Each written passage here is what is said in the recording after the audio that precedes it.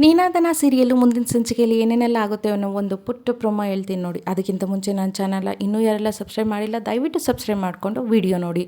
ನಿಮ್ಗೆಲ್ಲರಿಗೂ ಆಲ್ರೆಡಿ ಗೊತ್ತಿರೋ ಥರ ವಿಶ್ವನ ಜೊತೆ ನಮ್ಮ ವೇದಂದು ಮದುವೆವರೆಗೂ ಬಂದಿರುತ್ತೆ.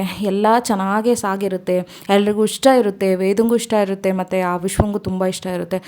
ಆದರೆ ಇನ್ನೇನು ಮದುವೆ ಮಂಟಪದವರೆಗೂ ಬಂದು ವಿಶ್ವ ಫ್ರಾಡು, ಅವನೊಬ್ಬ ಕಳ್ಳ ಅನ್ನೋದೆಲ್ಲ ಗೊತ್ತಾಗಿ ಆ ವೇದಂದು ವಿಶ್ವನ ಜೊತೆ ಆ ಒಂದು ಮದುವೆ ಕೂಡ ಮುರಿದು ಬಿದ್ದಿರುತ್ತೆ.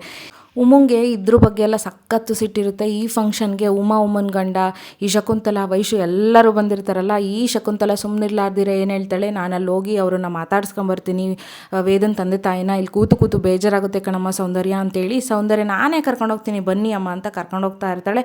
ಅಲ್ಲೊಂದು ಬ್ರಿಡ್ಜ್ ಮೇಲೆ ಅವರಿಬ್ಬರು ಮುಖಾಮುಖಿ ಆಗಿಬಿಡ್ತಾರೆ. ಶಕುಂತಲಾ ಅವೆಲ್ಲ ಮಾರ್ತಿರ್ತಾಳೆ ಉಮಾ ಅಂತ ತಿಳ್ಕೊಂಡು ಫುಲ್ಲು ಸ್ಮೈಲಲ್ಲಿ ಮಾತಾಡ್ಸೋಕ್ಕೆ ಅಂತ ಹೋಗ್ತಾಳೆ. ಉಮ್ಮಂಗೆ ಸಖತ್ ಕೋಪ ಇರುತ್ತೆ. ಎಂಥವ್ರಿಗಾದ್ರೂ ಮಗಳು ಮದುವೆ ಹಸೆ ಮನೆವರೆಗೂ ಬಂದು ಮುರಿದು ಬೀಳುತ್ತೆ ಅಂತಂದರೆ ಎಂಥವ್ರಿಗಾದ್ರೂ ಕೋಪ ಇರುತ್ತೆ, ಅದರಲ್ಲೂ ಹೆಣ್ಮಗು. ಹಂಗಾಗಿ ಯಾವ ಮುಖ ಇಟ್ಕೊಂಡು ಬಂದ್ರಿ ನೀವು ಇಲ್ಲಿಗೆ ಫಂಕ್ಷನಿಗೆ, ಬರೋಕ್ಕೆ ನಾಚಿಕೆ ಆಗಲಿಲ್ವಾ? ನಮ್ಮನ್ನಂಥವಳಾಗಿದ್ದರೆ ನಾನು ಈ ಕಡೆ ತಲೆ ಹಾಕು ಮಲಗ್ತಿರ್ಲಿಲ್ಲ.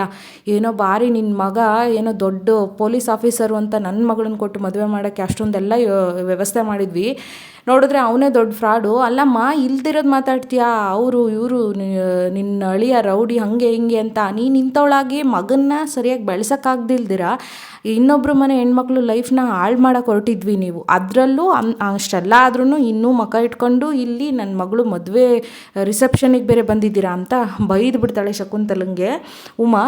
ಅದಕ್ಕೆ ಶಕುಂತಲಂಗೆ ಒಂಥರ ಅವಮಾನ ಆಗಿಬಿಡುತ್ತೆ, ಬೇಜಾರಾಗ್ಬಿಡುತ್ತೆ.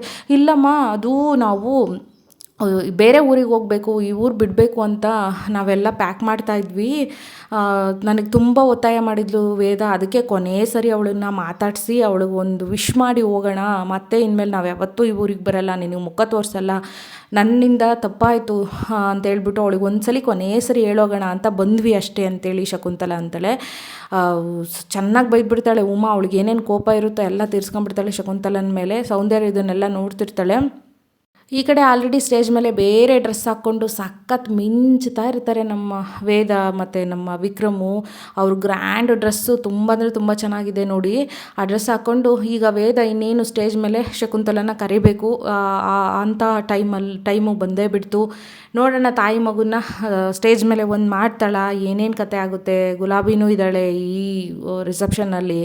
ವೀರ, ದಾಮೋದರ, ಶೆಟ್ರು ಎಲ್ಲರ ಮುಂದೆ ಆ ತಾಯಿನ ಕರೆದು ಇನ್ನೇನು ಒಂದು ಮಾಡೋಂಥ ಟೈಮು ಬಂದೇ ಬಿಡ್ತು. ಏನೇನೆಲ್ಲ ಆಗುತ್ತೆ ಸಂಚಿಕೆನ ಇನ್ನೊಂದು ನಾನು ನೆಕ್ಸ್ಟ್ ವಿಡಿಯೋದಲ್ಲಿ ಹೇಳ್ತೀನಿ. ಸೊ ಚಾನಲ್ನ ಸಬ್ಸ್ಕ್ರೈಬ್ ಮಾಡಿಕೊಡಿ ಮತ್ತು ನನಗೆ ಸಪೋರ್ಟ್ ಮಾಡಿ. Thank you so much. Bye ಎಲ್ರಿಗೂ.